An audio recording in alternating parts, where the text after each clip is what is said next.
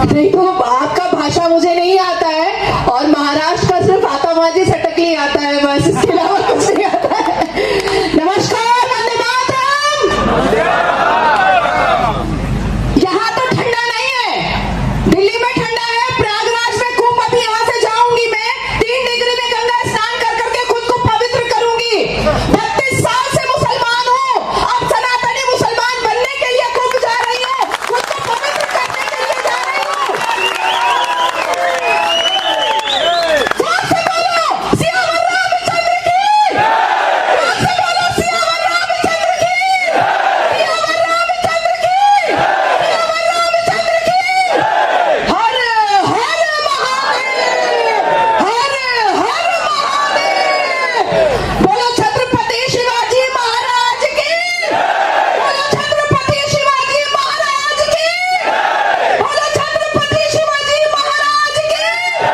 वंदे वंदे वंदे वंदे भारत माता की, भारत माता की, भारत माता की, सनातन धर्म की, सनातन धर्म की जय जय हिंदू राष्ट्र। मंच पर उपस्थित मेरे आदरणीय सभी, सब बड़े हैं मुझसे, यहाँ पर सबसे छोटी मैं हूँ मंच पर, तो अगर कोई भूल चूक हो जाए तो माफ करें। और स्वामी जी का मतलब शीश झुका करके, चरण छू करके मैं आशीर्वाद लेती हूँ। और स्वामी जी को पता है कि मैं उनको पिता स्वरूप मानती हूँ, और कभी भी उनका फोन आता है तो मैं यही कहती हूँ, बिल्कुल सही कहा, आदेश कीजिए प्रभु, मैं यही कहती हूँ। जादव भाई को मैं नमन करना चाहूंगी शीश झुका करके। मैं उनको बहुत बहुत धन्यवाद कहना चाहूंगी कि उन्होंने मुझे इस काबिल समझा कि कर्नाटका की सरजमीन पर आकर करके जय जय श्री राम का नारा एक मुसलमान बेटी लगा सकती है, और कुंभ मेला में जाकर के स्नान करके खुद को पवित्र कर सकती है, तो कर्नाटका की इस सरजमीन पर भी भाषण दे सकती है। रास्ते से आ रही थी तो थप्पड़ वाला झंडा बहुत देखा थप्पड़ वाला झंडा। 53-54 साल जनता को थप्पड़ वाला झंडा बहुत दिखा था। यहाँ के मुख्यमंत्री को भी अक्सर मैं टीवी चैनलों पर उनकी चुम्मा चाटी वाली हरकतों पर टारगेट में लेती हूँ। आपने देखा होगा, कभी महिला कार्यकर्ता को चुम्मा चाटी करते हैं, कभी कभी प्रवक्ता को कर देते हैं, और कभी कभी तो कोई अभिनेत्री आती है तो उसको भी उसमें भी चिपक लेते हैं, और कभी कभी तो पत्रकार यहाँ पर बैठे हैं और मेरे पास पूरी लिस्ट है कि किस किस महिला पत्रकारों से उन्होंने चिपका चिपकी चुट्टा चुट्टी करने का कोशिश किया रखा है, तो वो मुझे पता है। 28 वर्षों से हिंदुत्व के लिए, कर्नाटका की इस धर्म का जोश भरने के लिए ये महफिल सजती है, ये मीटिंग होती है, लोग एक जगह आते हैं, उसके लिए भी मैं शीश झुका करके जादव जी को नमन करना चाहूंगी कि बहुत बड़ा काम कर रहे हैं, बहुत भला काम कर रहे हैं कि सोए हुए हिंदुओं को जगा रहे हैं। क्योंकि हमारे देश में 53-54 साल न जाने कौन सा नशा फूंक करके हमारे हिंदू भाई और बहन सो गए थे, लेकिन जैसे जैसे भगवान राम का नारा गूंजता रहा, वैसे वैसे हिंदू जागते रहे। जैसे जैसे सनातन धर्म से योद्धा जादव जी जैसा निकलता रहा, वैसे वैसे हिंदू जागते गए, और लाखों करोड़ों वर्षों की तपस्या पूरी हुई, और भगवान राम लल्ला अपने जगह पर प्राण प्रतिष्ठा हो पाया, हम अपनी आंखों से देख पाए। तब अगर हिंदू एक हो जाता तो कभी भी इतना इंतजार ना करना पड़ता। अभी भाई साहब कह रहे थे कि जो होता है अल्लाह की मर्जी से होता है। अब इसको मैं विस्तार में बताऊंगी, अरबी भाषा के साथ बताऊंगी, अल कुरान के साथ बताऊंगी, लेकर आई हूं आपके लिए। आज टटोलूंगी भी, तोलूंगी भी, मोलूंगी भी और बोलूंगी भी। मुसलमान हिंदुओं को काफिर बोलता है अल्लाह की मर्जी से। मुसलमान 6 साल की बच्ची में औरत ढूंढता है अल्लाह की मर्जी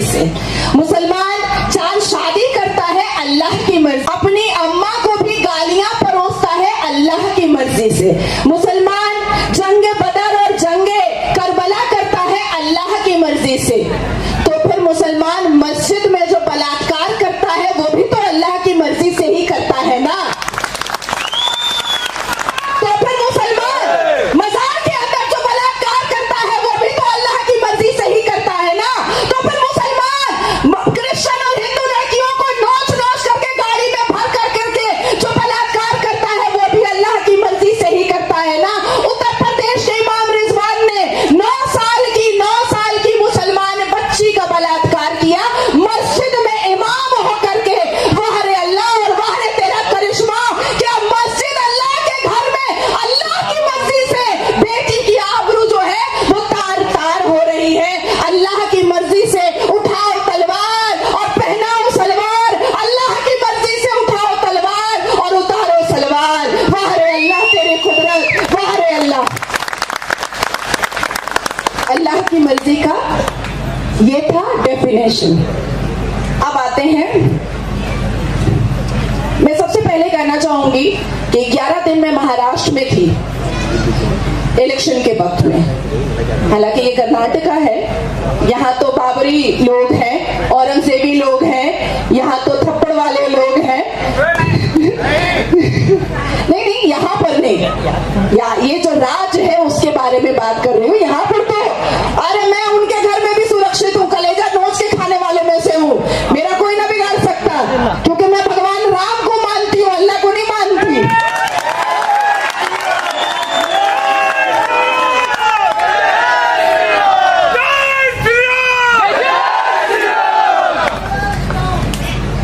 महाराष्ट्र में 11 दिन इलेक्शन के दौरान मैंने देखा सज्जाद नुमानी साहब, स्वामी जी को याद होगा, सज्जाद नुमानी साहब ने फतवा जारी किया।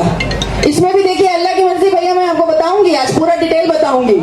सज्जाद नुमानी साहब ने फतवा जारी किया। फतवा कहाँ आता है, कौन सी आयत में आता है, किस रुकू में आता है, वो भी मैं आपको बताना चाहूंगी। सूरह निसा वर्सेस 127 में फतवा आता है, ठीक है। सज्जाद नुमानी साहब किस लिए फतवा जारी कर रहे थे? माशाल्लाह माशाल्लाह कांग्रेस को वोट कर दीजिए, माशाल्लाह माशाल्लाह उद्धव ठाकरे को वोट कर दीजिए, माशाल्लाह माशाल्लाह असदुद्दीन अवैसी रज़ाकार के फौज के दलाल को वोट कर दीजिए। अब जानना ये है कि 1936 में पहली बार कुरान प्रिंट हुआ। अकल के पट्टे खोलिए और गौर से सुनिए, तो ये लिब्रांडो वाला जो नेचर है ना वो निकलेगा, जो दूर दूर तक भी अभी बाकी बचा हुआ है लिब्रांडो वाला नेचर। की क्या हुआ? भाईचारा है, क्या हुआ? गंगा जमनी तहजीब है। अरे चारा आप है, भाई भाई वो है, लाए तेरा मेरा रिश्ता क्या लाई लाई है सिर्फ। तो ये फतवा नाजिल हुआ था सूरह निसा वर्स 127 1450 साल पहले। तो 1450 साल पहले क्या अल्लाह तबारक ताला को ये पता चल गया था कि नेहरू मामू जो है और इंदिरा दादी जो है वो कांग्रेस लेकर के आएंगी? ये पता चल गया था अल्लाह ताला को, जो फतवा वोट के लिए जारी हो रहा था। यही बात मैंने सज्जाद नुमानी के नुमाइंदे से, उनके दलालों से डिबेट में पूछ लिया, तो कह दिया नाजिया आवारा औरत है। मैंने उस पर भी कह दिया कि अल्लाह की मर्जी से आवारा हो गई हूं, नहीं तो बिल्कुल ना होती।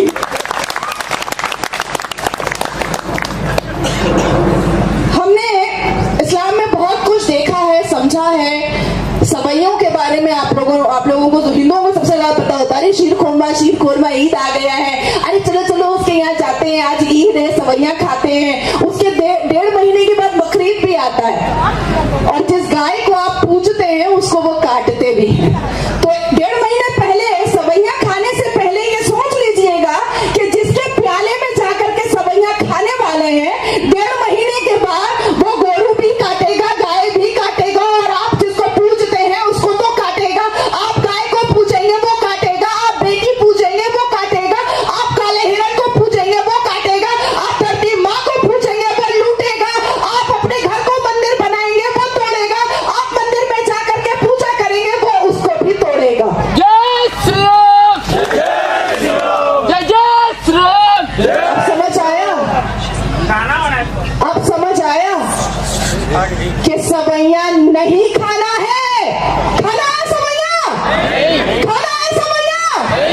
और अगर खाना तो माँ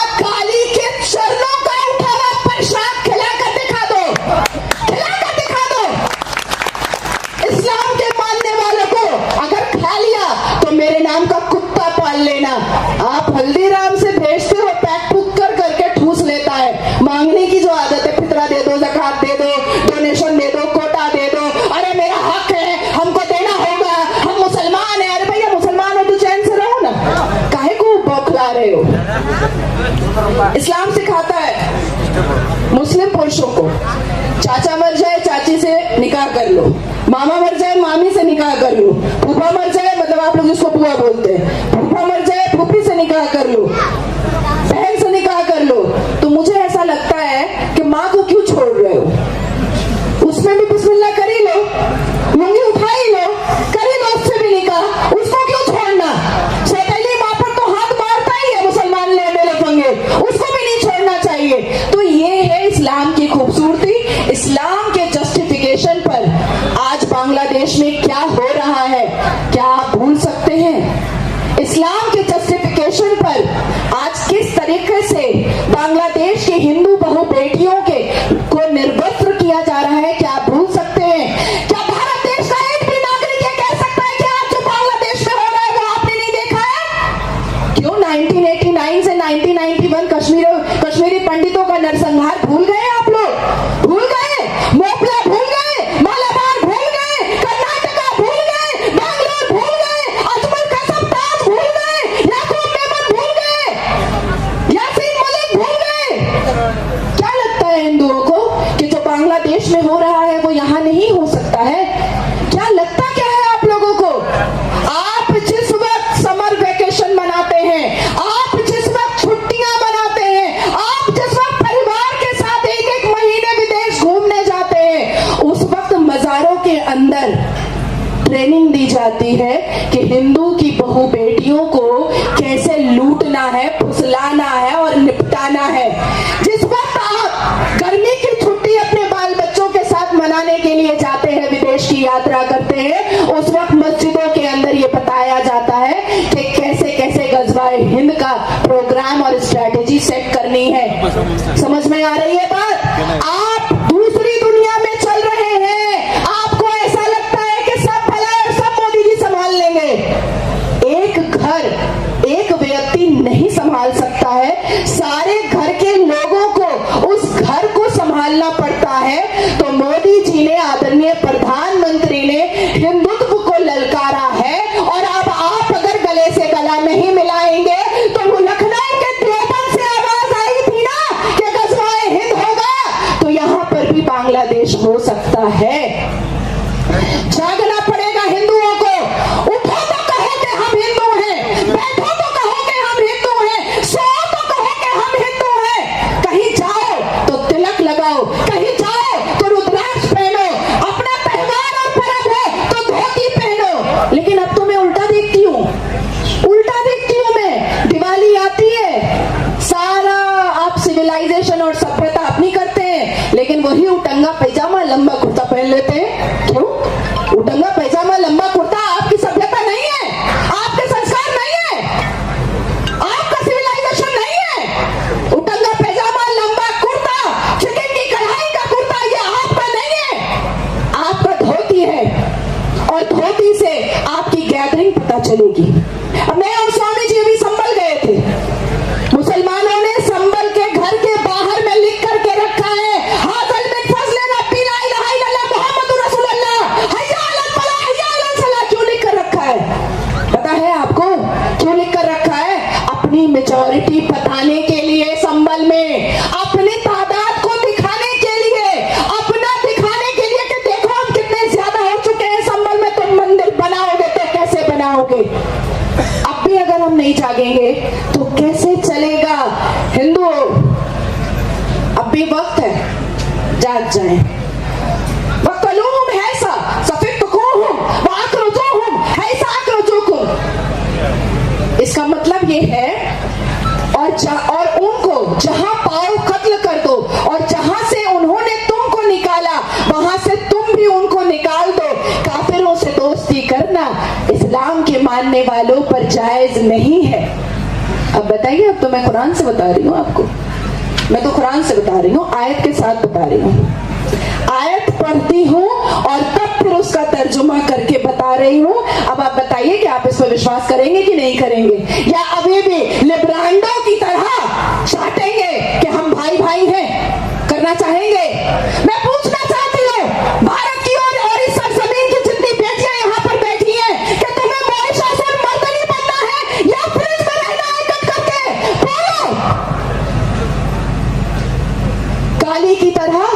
महिषासुर का वध करना है या बिस्मिल्लाह पढ़ करके हिजाबन में जिहादन बन जाना है और फिर से अपनी कोख से मोहम्मद गौरी और तैमूर पैदा करना है?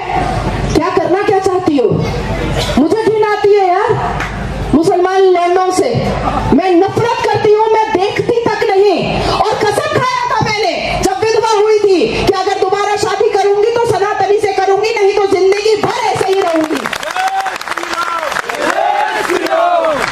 जिस घर में तुम्हारी पूजा की जाती है, जिस समाज में तुमको सर मत्थे रखा जाता है और जिस धर्म में कई देवियों की पूजा पुरुष करते हैं, देवियों के चरणों पे फूल पुरुष चढ़ाते हैं, उस धर्म को छोड़ करके आप हिजाबन और जिहादन बनने जाती हैं, डकैत की तरह नकाब पहन लेती हैं, चोर की तरह अपनी आइडेंटिफिकेशन छुपाती हैं। Shame on you. मुसलमान बेटियां अब नफरत करने लगी हैं मुसलमान लौंडों से, घिन करने लगी हैं। अभी मैं और दीदी आ रहे थे गाड़ी से, हम लोगों ने बात किया कि कश्मीर में मुसलमान बेटियां मुसलमान लड़कों से शादी नहीं करना चाहती और इसकी वजह 2022 का डेटा है कि मुसलमान लौंडे लफंगे, एक तो बेहुदा बदतमीज आवारा लुच्चा लफंगा तो होते ही होते हैं, साथ साथ में नशेड़ी गंजेड़ी भी होते हैं। और क्या पता कि मुझसे शादी करने के बाद सुबह में अपनी अम्मा के बिस्तर पर मिलेगा? क्या पता? कोई पता नहीं है ना। इनके लिए तो अल्लाह के जस्टिफिकेशन पर कुछ भी हो जाता है। फूफू की बेटी, चाची की बेटी, मामू की बेटी, नानी की बेटी, दूर की मासी की बेटी, अपने चाचा की बेटी, अपने भाई की बेटी, अपने दादा की बेटी, अपने नाना की बेटी, बस बेटी चाहिए भैया, लुंगी उठाना है बस, और इस्लाम का एक तुम्बा दिखा देना है। ये तो इस्लाम की जस्टिफिकेशन पर हुआ है, ये तो इस्लाम बोल रहा है इस्लाम में शादियां जायज है। अरे भैया, खाने को नहीं है, पहनने को नहीं है, बाथरूम नहीं बना पा रहे हो, रोटी कमा रहे हो तो सब्जी नहीं ला पा रहे हो, भात लेकर आ रहे हो तो बच्चे का पैम्पर नहीं ला पा रहे हो, लेकिन औरत और लुंगी का जो रिश्ता है, इस्लाम शुरू दुपट्टे से होता है, इस्लाम खत्म ब्लाउज पे हो जाता है, इस्लाम शुरू आतंक से होता है, इस्लाम खत्म सलवार उतारने पर हो जाता है, इस्लाम शुरू बम गोली बारूद से होता है और इस्लाम खत्म काफिरों पर हो जाता है। तेरा मेरा रिश्ता क्या ला इलाहा, यही कहता है ना मुसलमान। तो फिर अफगानियों को और पाकिस्तानियों को आप अभी जियो पॉलिटिक्स में देख रहे हैं, दोनों एक दूसरे को कूट रहा है, दोनों कूट रहा है ना।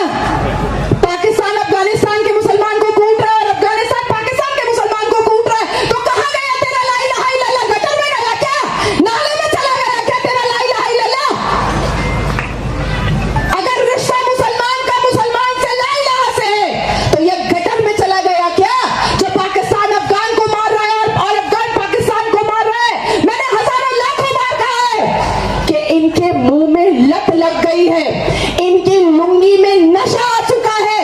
ये जब तक काफिरों की बेटी मिलती रहेगी ये लूटते रहेंगे, जब तक काफिर मिलते रहेंगे ये काटते रहेंगे, जब तक बहुएं मिलती रहेंगी काफिरों की ये कूटते रहेंगे, और जब नहीं मिलेगी तो मुसलमान फिरके के नाम पर एक दूसरे को लूटेगा, काटेगा, पीटेगा, यही करेगा। और यह हो रहा है अल्लाह की मर्जी, और यही वजह है कि अल्लाह की मर्जी से फलस्तीन और हमास प्लेग्राउंड बन रहा है।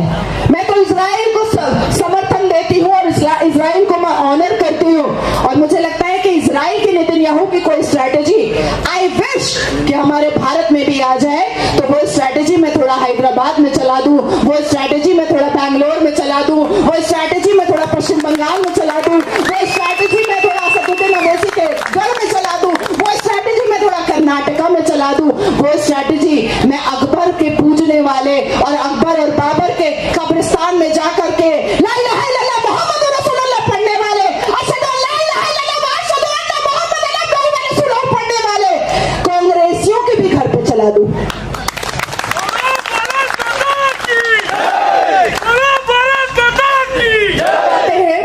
कुछ बहुत इंपॉर्टेंट टॉपिक पर जिसको जानना समझना बहुत जरूरी है। मुद्दा है पटेंगे तो कटेंगे।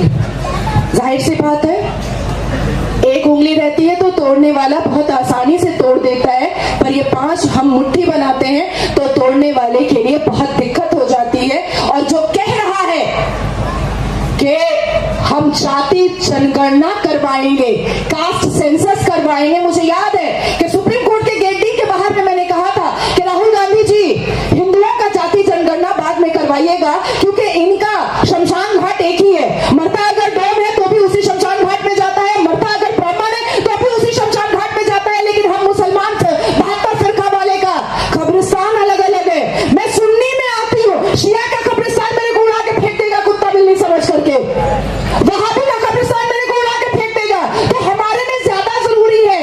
और बोलता कौन है राहुल गांधी कि मैं जाति जनगणना करा के रहूंगा। अच्छा, इंदिरा गांधी जी ने क्या कहा था? जात पे ना पात पे मोहर लगेगी हाथ पे। राजीव गांधी जी ने क्या कहा था? जात पे ना पात पे, इंदिरा गांधी जी की बात पे मोहर लगेगी हाथ पे। आएगी कांग्रेस की सरकार, यही कहा था ना। अब राहुल गांधी ने क्या कह दिया? जात पे ना पात पे, इंदिरा गांधी जी की बात राहुल गांधी की लात पे। यही हो गया है ना। दादी भी कहती थी कि जात और पात पे कोई भी आलोचना या भारत देश में इस तरीके का बंटवारा नहीं होने दिया जाएगा।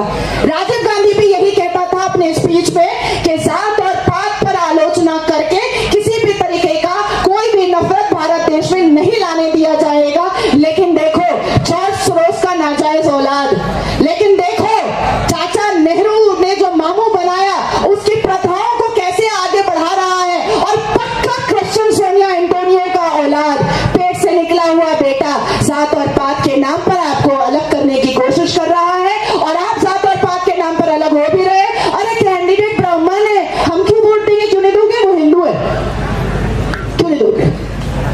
अरे कैंडिडेट तो छेत्री है, हम वोट नहीं देंगे, क्यों नहीं दोगे? जिस भगवान की पूजा आप करते वो नहीं करता क्या? जिस गणेश जी की पूजा आप करते वो नहीं करता क्या? जिस माँ दुर्गा की पूजा आप करते वो नहीं करता क्या?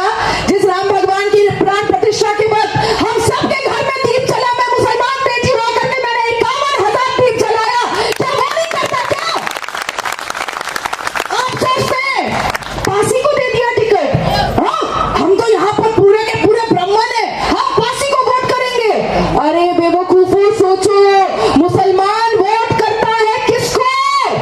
ये नहीं सोचता क्या सदुद्दीन अवैसी रजाकार फौज का दलाल है, दल्ला है, और उसमें पाकिस्तानी मुखबिर है वो। लेकिन मुसलमान उसको समर्थन इसलिए करता है क्योंकि असदुद्दीन अवैसी अश्लीलता का नंगा नाच करने का मौका देता है मुसलमानों को। मुसलमान आज भी कांग्रेस को इसलिए समर्थन देता है क्योंकि कांग्रेस हमेशा उनको अश्लीलता का नंगा नाच करने का मौका देता है। सर्वोच्च न्यायपालिका होते हुए भी all India Muslim personal law board हमारे देश में क्या कर रहा है? कांग्रेस की देन है ना। मुसलमानों को शरिया मानने की अनुमति कांग्रेस ने दिया ना, तो मुसलमान ये सोचकर वोट करता है, वो ये नहीं सोचता वोट के लाइन में खड़ा हो करके, ए नाजिया तुम सुन्नी हो ना, ए शबाना तुम शिया हो ना, ए फरजाना तुम वहाबी हो ना, ए रिहाना तुम देवबंदी हो ना। हम नहीं करते, बिल्कुल नहीं। मुसलमानों की सोच आतंकी होती है। अच्छा असदुद्दीन अवैसी, हाँ ठीक है, इसको वोट करो, इसको वोट करो, हिंदू लड़की का रेप करेंगे तो ये हमको बचाएगा।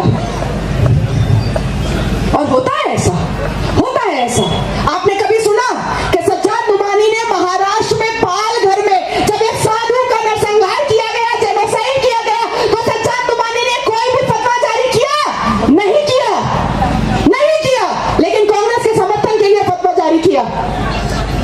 अब बात आती है वक्फ बोर्ड की। वक्फ बोर्ड को वैनिश होना चाहिए, खत्म होना चाहिए।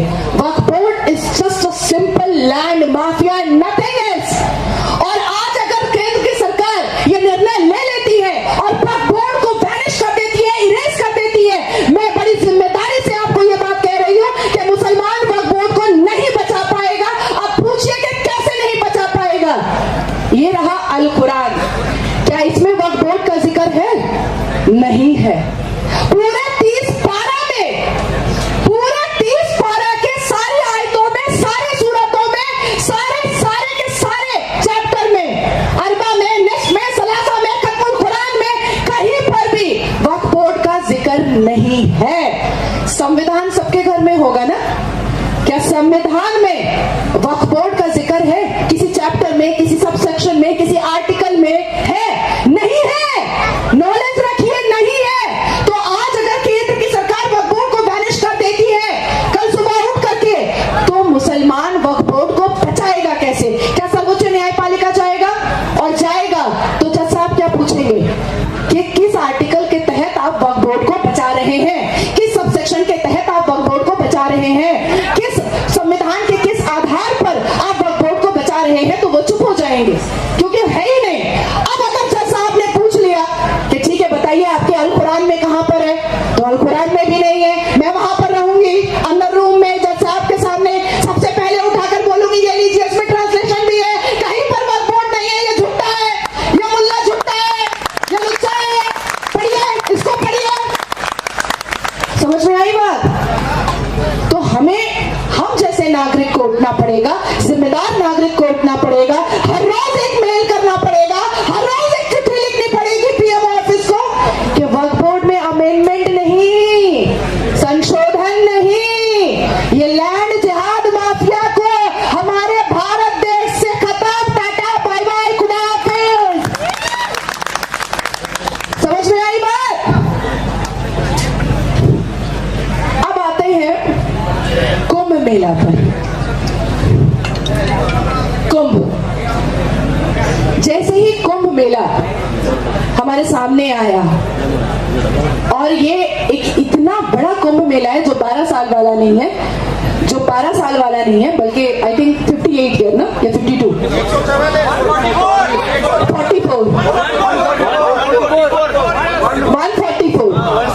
144 ईयर, मतलब इसके बाद तो मैं जिंदा भी नहीं रहूंगी। अच्छा है, भगवान की कृपा है, मैं नहा ले रही हूँ, जाकर के स्नान कर ले रही हूँ। जैसे ही आया, सबसे पहले क्या कलेश मचाया मुस्लिम समुदाय, हमको क्यों नहीं रेडी लगाने दोगे, हमको क्यों नहीं वहां पर घुसने दोगे, हमको क्यों नहीं जाने दोगे?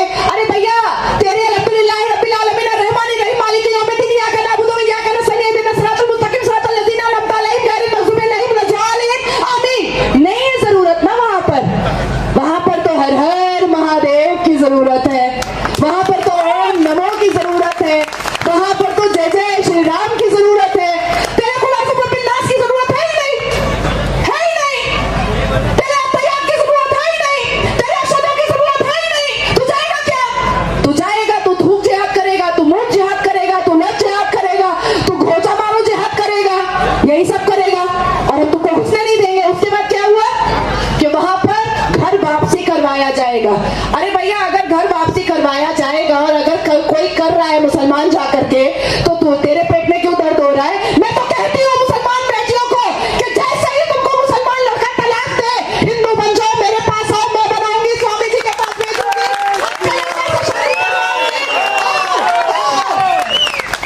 बोनस में स्वामी जी हनीमून पर भी भेजवाइएगा, हनीमून पर भी भेजवाइएगा।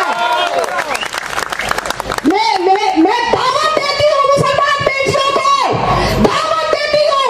इधर तलाक, इधर खुला, और इधर मस्जिद, इधर निकाह मुद्दा, छोड़ो उसको, छोड़ो उस लुंगी छाप को, यहाँ आओ, हिंदू बनो, हम रखेंगे तुमको, हनीमून पे भी भेजेंगे, और सनातनी लड़के से फेरा भी करवाएंगे, सिंदूर भी भरवाएंगे, 7 जन्मों का वायदा और वचन भी करवाएंगे।